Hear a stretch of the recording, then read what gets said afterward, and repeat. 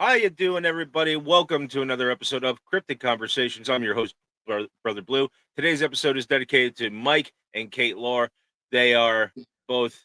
Uh, Kate is our moderator, but her husband was in a horrific car accident, so this episode goes out to him. We hope that he gets a speedy recovery. But besides that, we're getting into Black Dogs, the Dark Omens.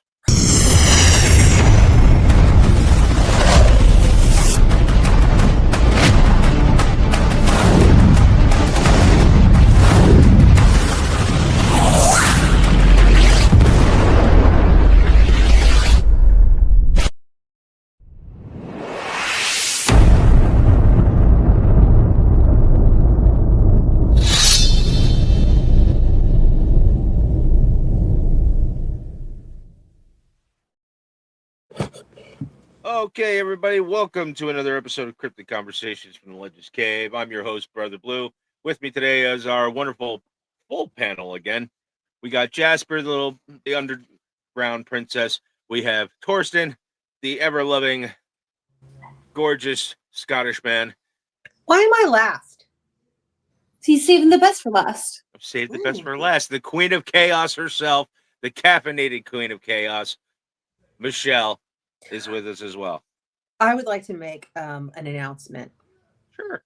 There's been an addition to the Chaos family. Oh no, not another one. I want you to meet Sir Angus MacLeod. He is my anxiety Highland cow. Goodness, it's a.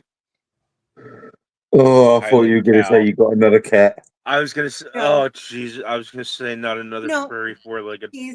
He's my anxiety Highland cow. He is furry and he is four-legged. He is weighted and cooling and heating. He's an anxiety Highland cow, but yes, his name is Sir Angus MacLeod. Our moderator with the most, Kate, is actually here today. So hi, Kate. Thank you for joining us. But anyway. But also, love him. Thank goodness it's a stuffed Highland cow. I love him so much.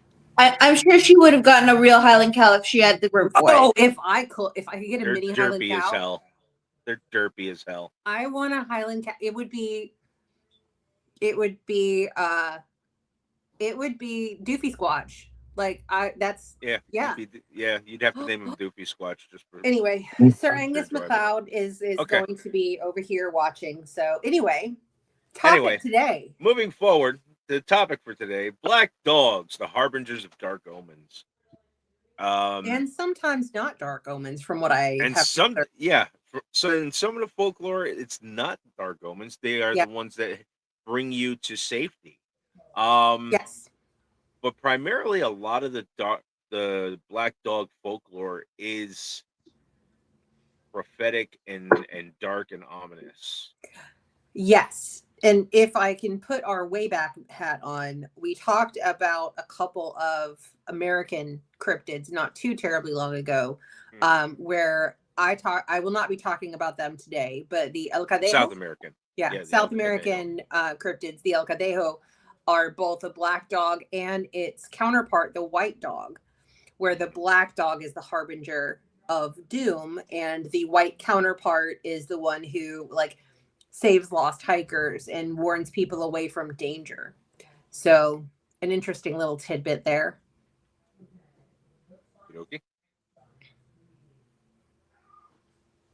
Well, all right. Getting into the supernatural aspect of these hellhounds, if you will. They originate in English folklore. They're also present in folklore throughout Europe and the Americas. Each one has a little bit different take on it, but for the most part, these are unnaturally large dogs, and they're shaggy dogs, similar to a wolfhound. But the thing that makes them very much different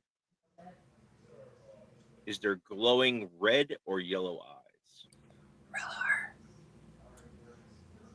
which are often a sign, quote unquote, sign of their connection with the devil. Is that why my eyes glow sometimes? So your eyes glow because you're a predator. That's true. Rawr. Anyway, so let's get into some of these interesting types of black dogs. Where are we going? We're gonna, since Jasper has not been around for a while. Jasper, let's start off with you. What do you have for us? I have the black dog shuck. Oh, that was the first one on my list. I love him. The black shuck? Black shuck. Super right. cool. For centuries, inhabitants of England have told tales of a large black dog with malevolent, flaming eyes, or in some variants of the legend, one single eye. Imagine like a cyclops, not like just one eye, like one getting taken I have out. that photo. Hang on. There it is. Why does his eye look like a you know? We're not going to talk about what his eye looks like. Just continue. It's very difficult, but go ahead. In the legends, the eyes are typically red or alternatively green. They're described as being like saucers, so I assume they mean large. According to reports, the beast varies in size and stature from that of simply a large dog to being the size of a calf or even a horse. And sometimes the black shuck is recorded as having appeared headless, and at other times as if floating on a carpet of mist. I like to imagine it like howling and then turning into a cloud of mist because that just sounds so epic. Absolutely. Agreed. According to folklore, the specter haunts the landscapes of East Anglia, primarily the coastline, graveyards, side roads, crossroads, and bodies of waters in dark forests. According to W.A. Dutt in his 1901 Highways and Byways in the East Anglia, describes the creature as thus. This is all in quotes because I did not have time to get it broken down and like rewritten. He takes the form of a huge black dog and prowls along the dark lanes and lonesome field footpaths where, although his howling makes the hearers' blood run cold, his footfalls make no sound. You may know him at once should you see him by his fiery eye. He has but one, and that, like the Cyclops, is in the middle of his head. But such an encounter might bring you the worst of luck. It is even said that to meet him is to be warned that your death will occur before the end of the year. So you will do well to shut your eyes if you hear him howling. Shut them even if you are uncertain whether it is the dog fiend or the voice of the wind you hear. Did you never set eyes on our Norfolk snarly yowl?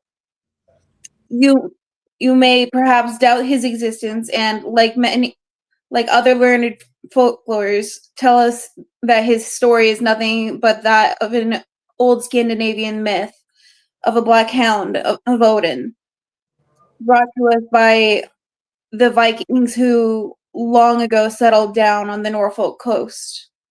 It is this description which gave rise to one misnomer for black shuck, old snarly yowl. Yow, not yow. In the context of his description, it is comparative to Frederick Merritt's 1837 novel Snarly Owl or The Dog Fiend, which is the tale of a troublesome ship's dog.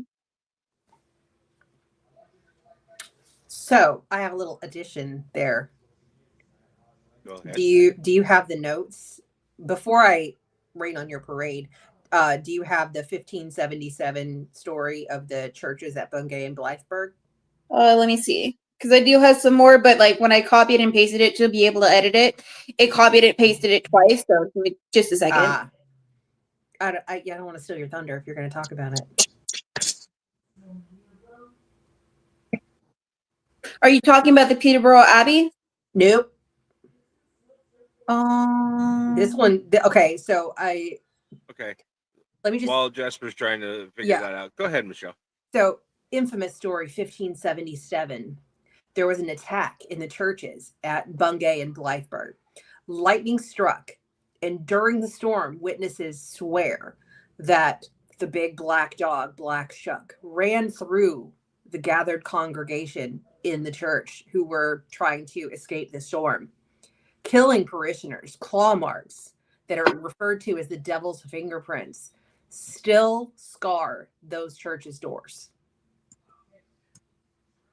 And the story lives on because there are graves from 1577 that are outside of that church that are just very they just have a dog head and a name. So interesting. The story lives on. Well, as most stories often do. Yeah, but I loved the whole idea of Black Shuck. There's just so many really fun things about that guy. Well, if you have anything to add to the Black Shuck. Nope. Jasper hit them all. Omen of death, likely gonna die in a year if you see him. It's all the stuff I found too. Mm-hmm. There's a man named Dr. Simon Sherwood that suggests the earliest surviving description of the devilish black hounds is an account of an incident in the Peterborough Abbey, recorded in the Peterborough Chronicle. And then it follows up with a quote, "Let no one be surprised at the truth of what we are about to relate, for it was common knowledge throughout the whole country that immediately after Abbot Henry of Pittau's arrival at Peterborough's Abbey, it was the Sunday when they sang, I don't know how to pronounce this word, Exurge Quare? I'm going to go with Quare. Many men both saw and heard a great number of huntsmen hunting. The huntsmen were black, huge, and hideous, and rode on black horses and on a black he-goat.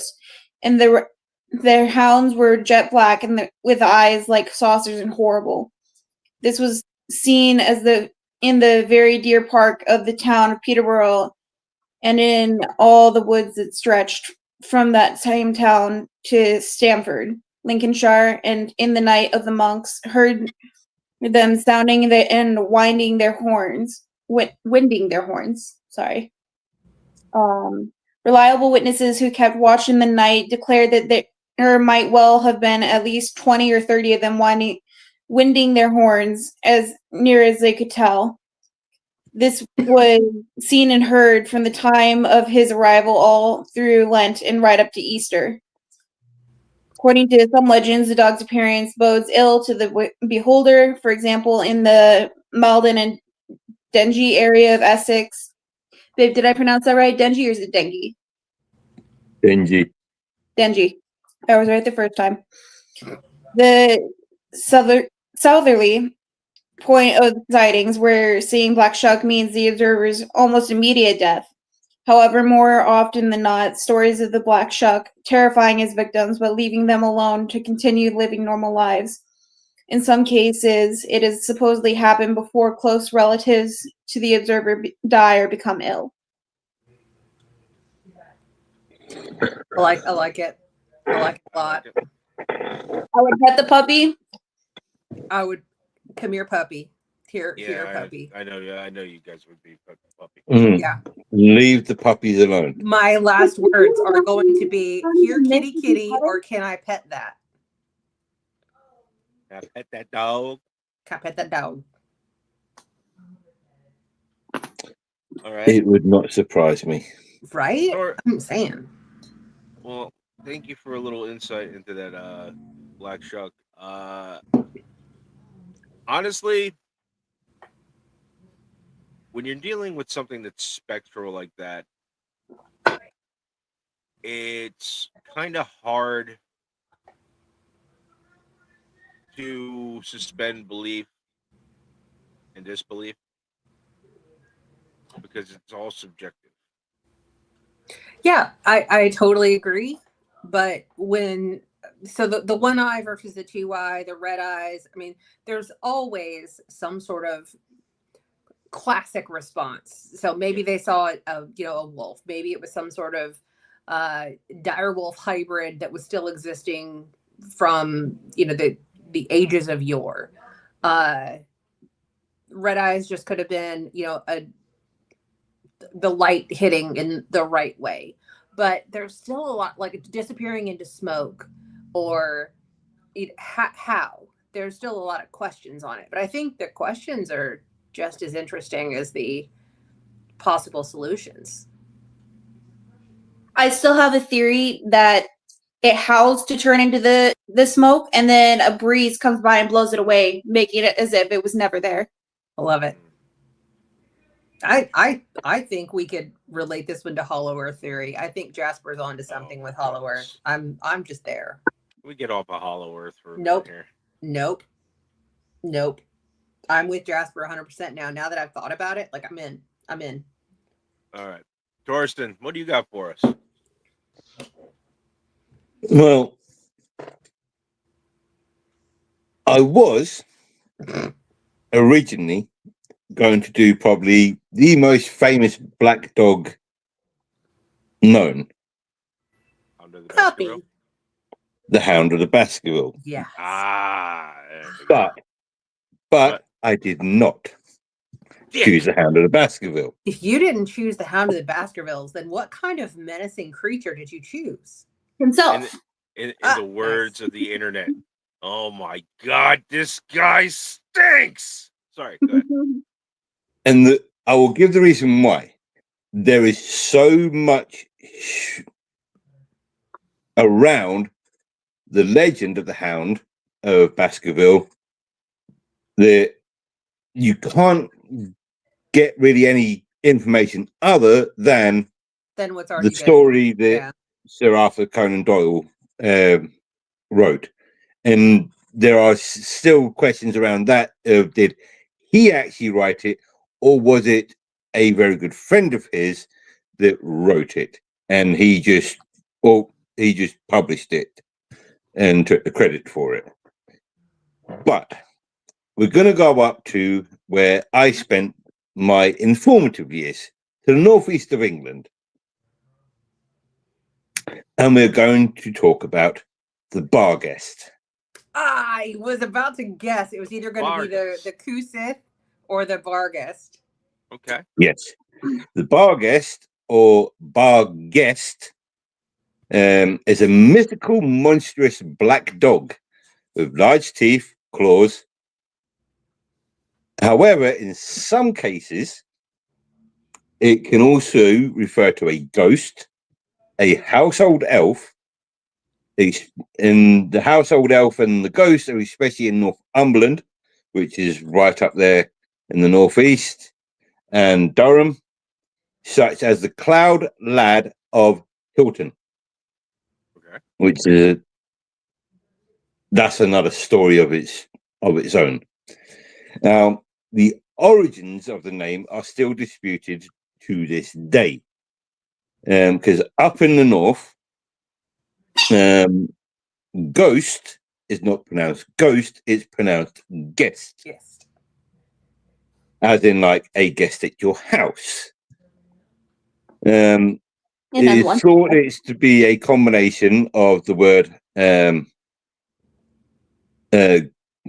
guest and bra guest, which is town ghost. Some say it comes from the German Berggeist, which is mountain ghost, Bargeist, which is bear ghost. Another derivation is the Bar with a H before the R, Geist, which is German for spirit of the funeral prior. Okay, I'm kind of partial to that one, to be honest. Yeah. Now, this dog, ghost, house elf, it can change to suit its needs, really. Has dominion over quite a large portion of the northeast of England, from as south as Leeds, which is in Yorkshire, all the way up to Durham, which is my old neck of the woods. I'm going to have to write that down real quick because my coworkers in York, I need to know if they've heard of this thing. York in itself has lots of mysterious and wonderful things about it. It is a very, very rich history of weird and wonderful things that happen there. Me too. In Yorkshire, there is a gorge named Troller's Gill, and there's a ballad written about this,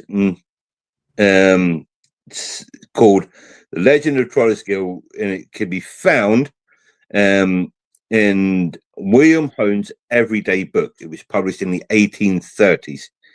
It recounts the tale of a man who ventures forth to the horrid gill of Limestone Hill in order to summon and confront the Barghest, an act of ritual magic.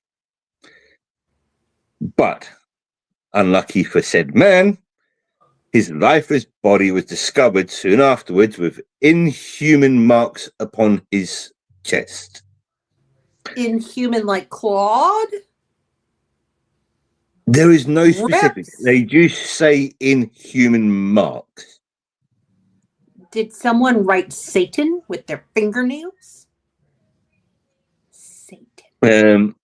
There is also a story of the Barghest entering the city of York occasionally, where according to legend, it preys on lone travellers in the city's narrow snickleways, is what they're called. Snickleways. Snickleways. I had snickleways Often- once. Took penicillin for a week, cleared it right up. So They are a collection of narrow streets. He's Barghest the Ripper. Or if we're in England, it's the Ripper. Ripper. No, it's the river. Furthermore, the building at number 1, the Shambles, is named the Barghest in the city of York. Oh, sure, because that doesn't invite Yeah, possible spirit to come and join the party. I'm just gonna start calling my house the Bargeist abode. I'm gonna start calling my home fucking nothing, because I don't want anything here. Sir Angus MacLeod is going to save us all. yes. In Durham, Angus, So we're going- to kick Colin out of the house. further north, during the 1870s, a shape-shifting Barghest was said to live near Darlington and was said to take the form of a headless man Does he who drive a would car vanish really fast? in flames. It also would take the form of a headless lady, a white cat, a rabbit, a normal dog, or a gigantic black dog. Another is said to live in an uncanny looking dale between Darlington and Huntington. Oh, hi, puppy. Come here. I would pet that dog. Oh, pet a dog.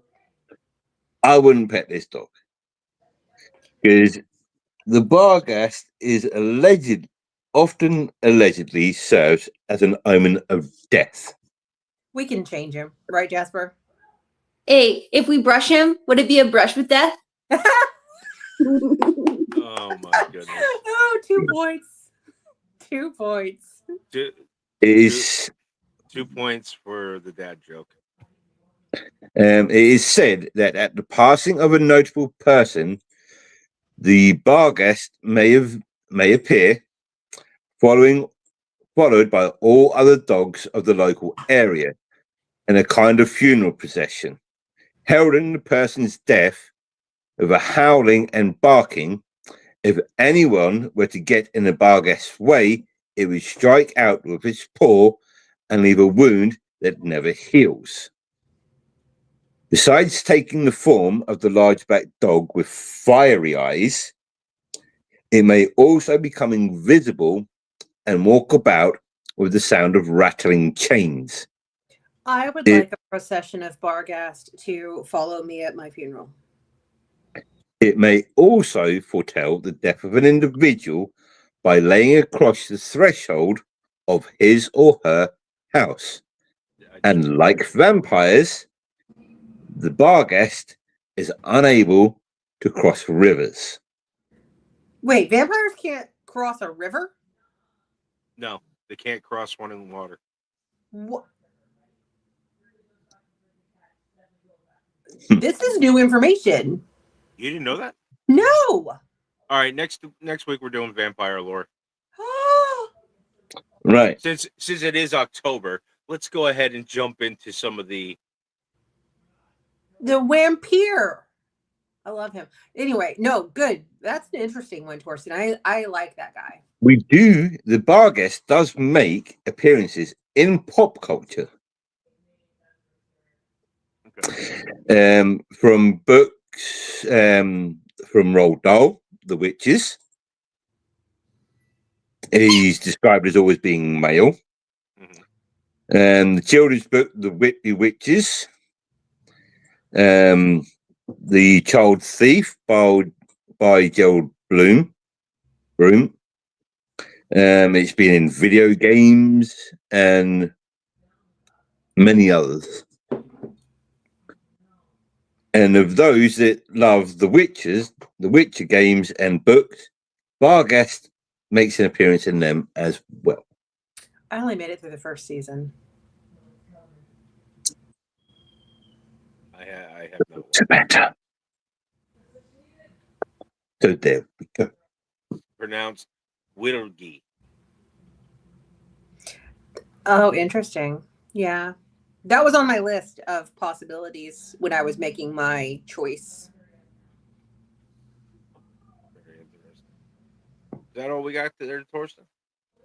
And that's all we have. Okay, right on. I think that's a very interesting one. Like, It I is like very the interesting. the combination of it's not just a black dog, it's not just a ghost, and it's not just so it's kind of all over the place. Yeah. It's a transformer. It is a transformer. Transformers. Yeah, and We have problems. Yeah. when it comes to the northeast of this tiny little island, many weird and wonderful things do appear and happen up there. And sometimes they are called a Torsten. See, I only spent my informative years there. I wasn't born there. Yeah. But Okay. you've got things like the Yorkshire Moors and history around that, and just York itself, the city, is the history of it is Very entangled. I want to wide and varied, I want and very, very bloody. York. York is one of those areas that is steeped in a lot of Hungry bloody history. Well, I mean, there's not much I can add to this one because I didn't even know about that portion of York's history, so that's pretty cool. All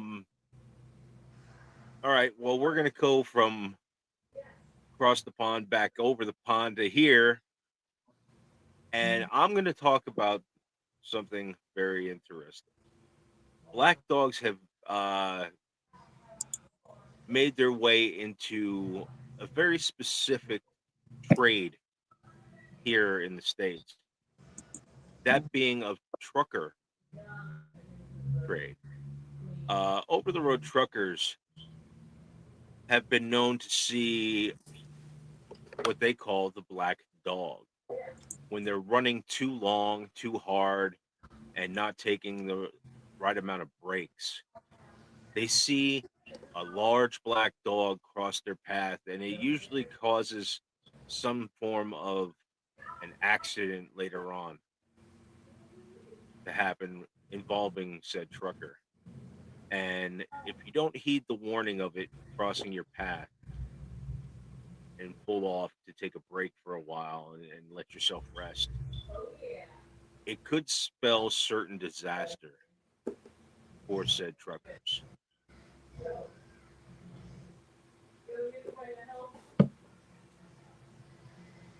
Now, whether I believe in this idea is completely circumstantial. I do particularly believe in the black dog. I pushed myself hard going over the road, just driving my own vehicle to the point where I've driven to the point of exhaustion. And it's definitely one of those times where you sit there and you go, "Wow, that's kind of eerie." Our own Kate has seen one, and she pulled off and stopped for the night to get some rest, and because she had been going hard. Kate was a former over the road trucker. She used to do over the road. She worked in tandem along with her husband. Uh, and when you see something like that, it tends to stick with you. But the idea of the black dog crossing your path, and it's a non-distinct black dog. It's just you just see a form of black animal running across the road, and we generally associate it with a dog that we see running across.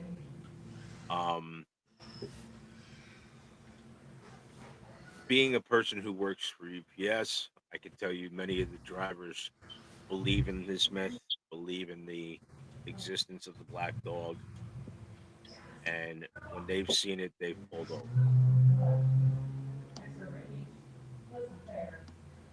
In my own experiences and the things that I've seen in my lifetime, just driving my own vehicle and pushing myself to the max, I can say that yes, I've seen the image of a black dog come across the road and me go, "Oh shit, I probably need to pull off of them." But other than that, there's really not much to tell when it comes to the black dog myth, as it comes from trucker lore. Um, Basically, it's a harbinger. It warns you of an accident that could happen later on down the line. So that's my contribution to this thing. Kate says she was soloing at the time, but she said she was in Colorado and is still not sure what she saw, whether it was the black dog or not. It was dog shaped and the eyes were glowing. So this one actually, like, Beast of Bray Road. Yeah, Yeah, very similar that kind of to something like the Beast of Bray Road. Only the Beast of Bray Road is more of a so almost like a werewolf or dog man type creature. yeah. But the black dog myth, being the harbinger of something ill to come, does come. It is part of trucker lore, and I think it's very, very telling. I mean, how many truckers have seen the black dog and ignored it, or have seen the black dog and pulled off? So there's a story from Coast to Coast AM, Coast to Coast AM. A hell of a podcast. Not as great as ours, but hey, not as great. Anyway, so there's a story that was broadcast on Coast to Coast AM. One driver from Ohio described the dog as literally causing them to pull off the road just in time to avoid a crash, and crediting the black dog as saving his life by avoiding those things. And then there's another guy, photographer Michael Messiah, made a photo series inspired by this phenomenon. He refers to this trucker phenomenon as seeing the black dog. And there's a lot of really good photography that he is in that thing. So it's not as niche as you would think it is. And even the tale of the black dog stemmed into actually theatrical ways of the movie Black Dog with Patrick Swayze and Meatloaf. of all Meatloaf. people. May he rest in peace. Patrick Swayze plays a trucker who has seen the black dog and also is known as the Black Dog. I believe that's how I think the so. actual story. It's been so long since I've It's seen that's that an old movie, ass movie. but definitely worth giving it a shot, giving it a watch. It's towards the like end of Patrick Swayze's like actual career. He's a little older, but he's still the action star of old, and he gets to kick Meatloaf's ass. So that's pretty funny. But Kate even says she has uncles who were drivers as well, and she heard stories from other drivers, and she wasn't willing to take the chance, and she pulled over instead of pushing it. And we are thankful that you took that to heart and you pulled over, because otherwise you wouldn't be here with us today. So, Michelle, your cats are breaking stuff again. I can hear They are. They are. Okay, so that's my contribution to this whole story, to this whole My contribution is next, correct? Harbinger, and now we go on to the Oh, caffeinated queen of chaos herself, Michelle. You have the floor. are you ready for the story? There's always a story. Okay, all right. Nested in central Connecticut, rising sharply above the flatlands, are the Hanging Hills, a series of dramatic basalt ridges and cliffs that look like they've been carved by some ancient hand. Today, hikers know this area for the sweeping views, its rugged trails, and spots like Hubbard Park or Castle Craig. But back in the 19th century, those rocky ridges carried something else entirely: a reputation for mystery, danger, and the supernatural. Bah, bah, bah. The Hanging Hills stretch across Meridian, Connecticut, a city founded in 1806. But the land itself has been inhabited for far longer. Indigenous peoples of the region, including the Algonquinian-speaking tribes, considered the rugged ridges spiritually significant. By the mid to late 1800s, as Connecticut industrialized, Meridian was booming, famous for its silver industry, factories, and a swelling immigrant population. Around that same time, reports began to circulate of something not quite natural moving around in those hills. They called it the Black Dog of Hanging Hills. Not a snarling hellhound like Beast, but a small, kind of shaggy, almost cute black dog. The strange part? It was said to be silent. It never barked. It just padded along the cliffs like it owned the place. And those who saw it swore that it wasn't just a stray, it was an omen. The rules of the legend are deceptively simple. See it once, it's good luck. See it twice, you're going to have some misfortune. But you see it a third time, death is certain. One of the earliest written accounts comes from the 1890s, when a geologist named W.H.C. Pinchon published a piece in the Connecticut Quarterly where he described seeing the dog himself on a geological survey. The animal appeared on the ridgeline, trotting silently and playfully along, as if it was kind of guiding him. Later, Pinchon admitted that he'd heard the superstitions. The first sighting was harmless, even lucky, but it unsettled him at the same time. But the most chilling story belongs to another geologist, Herbert Marshall, in 1891. Marshall and Pinchon were hiking through the Hanging Hills together. Marshall confessed that he had already seen the black dog twice. Once in the company of another geologist who later died in an accident. As the two men climbed the frozen ridge, Pinchon again saw the dog trailing them along the cliffs. Marshall, who turned a little pale at that time,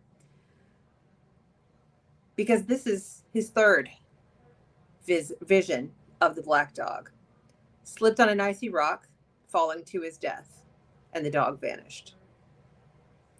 This story, an educated man of science struck down after acknowledging the superstition, cemented the black dog's place in Connecticut folklore. He cute. I pet that dog. So, contextually, at the time, New Englanders were no stranger to ghost stories. The 19th century was a boom period for spiritualism, seances, and supernatural curiosity. Newspapers printed accounts of ghosts right alongside political news. Again, the Hanging Hills themselves are an almost gothic backdrop. Sheer basalt cliffs, twisted forests, deep shadows, even at midday. Against that backdrop, the idea of a silent black dog with glowing eyes haunting the ridgeline seems inevitable.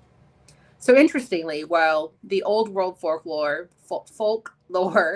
black dogs are usually sinister, omens like death, the Barghest and Black Shuck, exactly.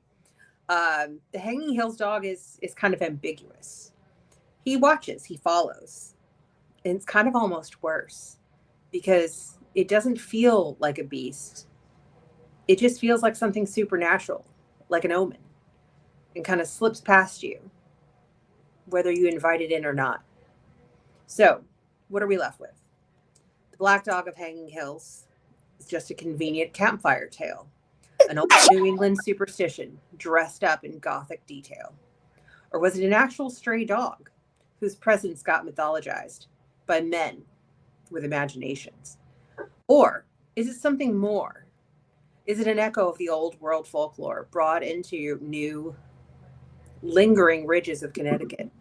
And perhaps the real question is, if you were hiking in the Hanging Hills and you saw that silent little black dog trailing behind you, would you feel lucky or doomed?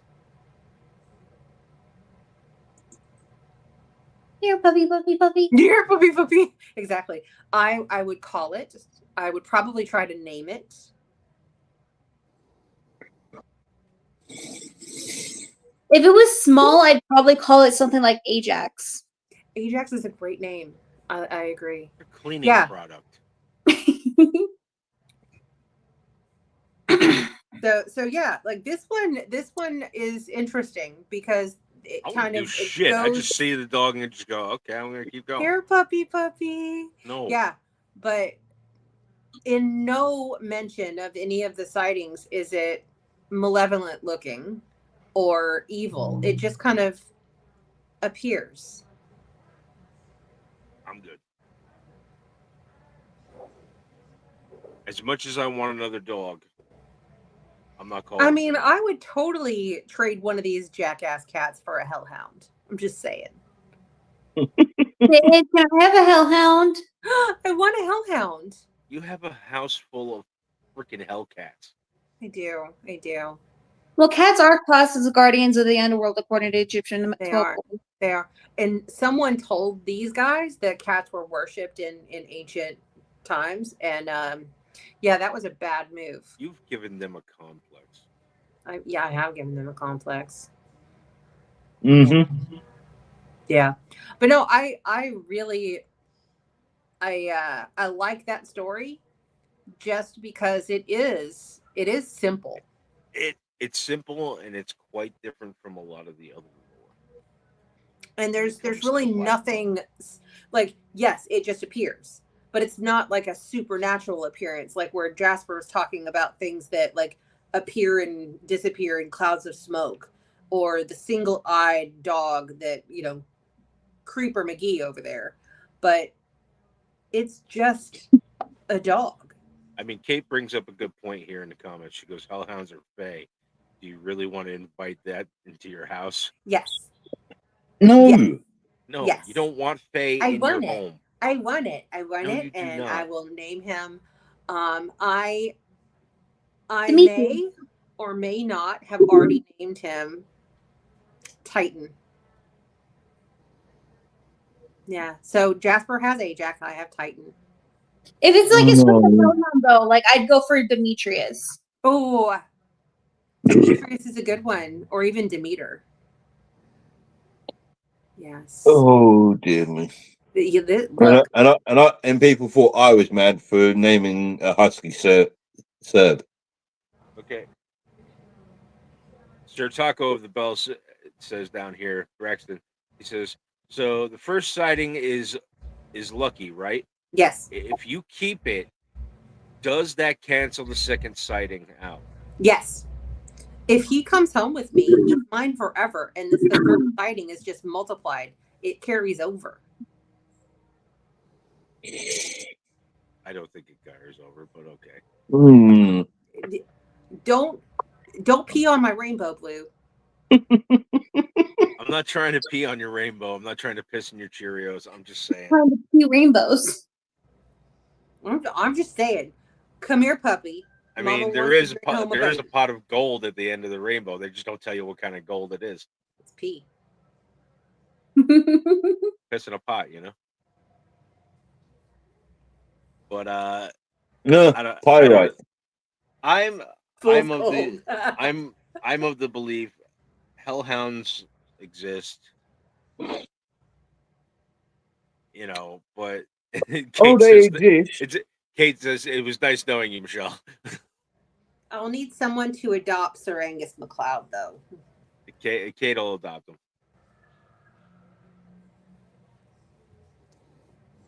Oh, hellhounds exist. Look at freaking huskies. Oh yeah, they're absolutely hellhounds because they're Cane sparkly. corsos. Cane Corsors No, are cane great. corsos are. Ridgebacks. Rhodesian Ridgebacks. Ugh. Beautiful. Okay, Kate has officially. Kate, she's talking about her Highland cow that she has in her arms. Yep. So you are his godmother now. You are now the godmother to a stuffed Highland cow. Stuff weighted Highland cow. Weighted Highland cow. That warms and cools. Yes. Belgian Malinois. Yeah. Yeah. No, see, they're not hellhounds. They're just know that they're gonna make you. They're gonna fuck you up. They're not hellhounds. They're And there's fur nothing missiles. that you can do about it. They're fur missiles. Fur missiles. Yes. Hold, please. I have to. Belgian Malinois are the geniuses of the dog world. They are too smart for their own goddamn good. I like dumb dogs. And they're headstrong. I Oh, like if you like dumb dogs, then go for a lab. A yellow lab doesn't grow a brain until it's 5 years old. A golden retriever. They all have. I'm convinced golden retrievers as a breed, they all get one brain cell. So do ginger Yes. cats, and they have to share it. No. Mhm. Ginger cats have to share one brain cell. Oh, yeah. Each individual golden retriever has one brain cell. That's it. British bulldogs. I like corn dogs. British bulldogs are dumb as shit. Now I think I'm hungry because now I'm thinking about corn dogs.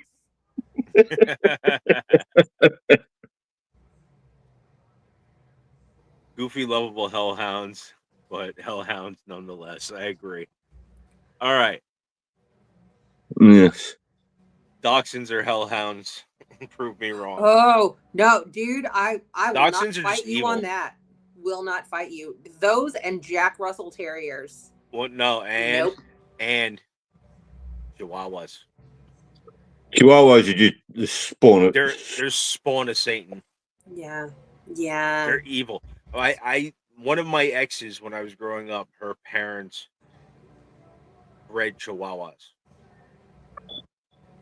And every time I would walk into that house, a fucking pack of fucking Chihuahuas would just come in and attack my ankles. Mm-mm. And to this day, I hate fucking Chihuahuas. Mm-mm. I grew up with 2 Chow Chows. The only good tiny dog is what was the Queen's dogs? What were the Corgis. Corgis? There you go. Corgis, I like the Little wiggle butts. their little butts are the cutest thing. They got little wiggle butts. They're so cute. I love corgis. But yeah, And I grew up bulldogs. with chows. Bulldogs are lovies. My chows were very sweet, but very protective. Chow chows are extremely protective. Yeah, those were my I had a Scottish boy- terriers.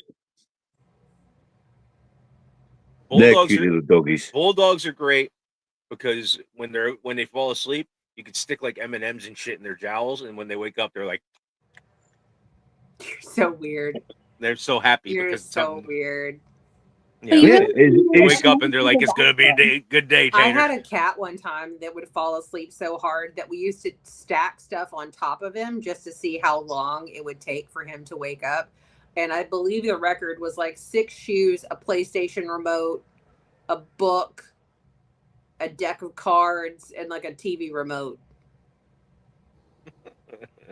That was my Boomer. Boomer was the best cat. Anyway, all right. So, general consensus: black dogs, I want to pet the puppy. benevolent or malevolent? Jasper, I'm gonna. go. I would say both, just because like the story of like the lucky sightings, and then like also the omen of death. Okay, Torsten. it depends on the dog, which one you see him. Okay, Michelle. Benevolent. And I'm gonna go with both. Well, that wasn't an option. You said pick one. Hey, I said both too. I'm the host. I can do what I want. Anyway, I don't like this game. Oh. What did you say? What was that? I agree. We'll tell him later. tell your cow to go eat me. All right. Anyway, all right. So that about wraps it up for today's episode. Next week we're going to be talking about vampire lore, as it is October's time of the witching hour, the time of the witching season. We're going to talk about vampire lore. We're going to talk about a couple of different types of vampires that are out there in all of their lore and mythology and all that shit. Where does the vampire come from? We'll explore that. Also, if anybody here follows me over on TikTok, I will be on TikTok live tonight. What? I'm going to be doing a fundraiser to help Kate and Michael get some funds for their thing. I'll make sure I put down in the comment section my Link in the description. and everything. Well, no, not a link in the description to my TikTok. If you're already following me, good. Follow me. You'll see me on there. You'll find me on there. But during that live, I'll have my what do you call it? PayPal. Steve. No. Yeah. Venmo. PayPal. I'll have PayPal and my Cash App up on there, and you can help donate to help them with some bills. So while Michael is recovering from his horrible accident, which we all sit here and we hope that he gets better soon. God bless him. I'm so happy that he's okay. He is in the hospital. He's had to have surgery and whatnot, so he's going to be out of work for a little bit. But we, as a family, we all want to make sure that everybody gets taken care of in our family. So, with that being said, thank you again so much for joining us. And remember, if you can't be good, be bad. And if you're going to be bad, at least fucking be good at it. We will catch you next week. Same bad time, same bad channel. Only here on Cryptid Conversations from the Legends Cave. Thank you so much. I'll catch you there. Peace.